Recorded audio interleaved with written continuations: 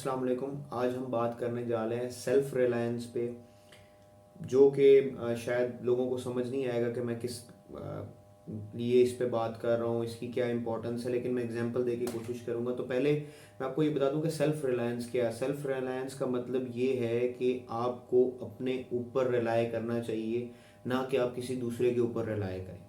क्योंकि जब आप किसी दूसरे के ऊपर रिलाय कर रहे होते हैं तो फिर वो उस पर होता है कि वो कितना इफेक्टिवली काम करता है या कितनी इफेक्टिवली चीज़ें करता है। लेकिन जब आप खुद काम कर रहे होते हैं, खुद परफॉर्म कर रहे होते हैं, तो आप अपनी मेहनत से चीज़ें कर सकते हैं।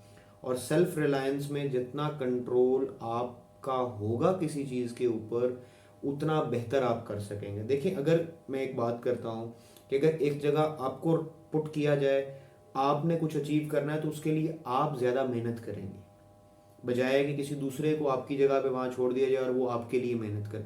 हाँ, आप उसको पैसे दे के करवा रहे हैं तो एक अलग चीज़ है, लेकिन फिर भी जो एफर्ट आप कर सकते हैं वो पैसे दे के भी दूसरे से आप नहीं करवा सकते। और ये आपको देखने को मिलता होगा अक्सर औकात। कई लोग होते हैं जो आपके लिए करते हैं, लेकिन हर दफ़ा आपके लिए ये चीज़ नहीं हो सकती। अब अगर आप इसकी एक एग्जांपल देखें जिससे आपको आइडिया होगा कि इस बात में कितनी वर्थ है, तो देखें जो अभी ये सिनेरियो चला है वर्ल्ड कप का, इसके अंदर अगर आप देखें तो इंडिया की शुरू में, क्योंकि जो मैचेस थे उनमें परफॉर्मेंस अच्छी नहीं रही पाकिस्तान और न्यूजीलैंड के अगेंस्ट, लेकिन बाद के मैचेस में उनकी परफॉर्मेंस अच्छी थी। लेकिन उसकी वजह से जो उन्होंने शुरू में अच्छी परफॉर्मेंस नहीं दी, उनकी रिलायंस किस पे आ गई, घूम फिर के अफगानिस्तान के ऊपर आ गई कि अफगानिस्तान जो है वो न्यूजीलैंड को हरा दे ताकि हम वर्ल्ड कप में जा सकें। लेकिन हुआ क्या कि अफगानिस्तान उस तरीके से परफॉर्म नहीं कर सका जिस तरीके से करना चाहिए।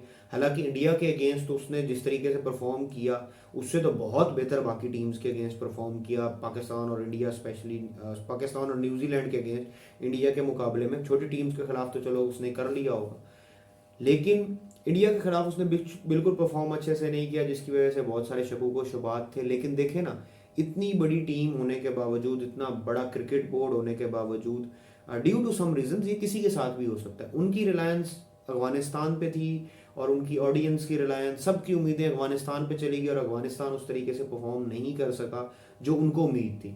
और देखें, ये काफ़ी छोटी थी कि अफगानिस्तान, ये उम्मीद तो थी कुछ लोगों को, या कुछ लोग ये तो कह रहे थे कि हो सकता है अफगानिस्तान जो है वो टॉपल कर दे या कुछ ऐसा हो जाए। मोस्टली वर्ल्ड कप्स में होता है, एक छोटी टीम एक बड़ी टीम को हरा देती है, लेकिन इस दफ़ा नहीं हुआ। तो ये हर दफ़ा नहीं होता, ये पॉसिबल नहीं है।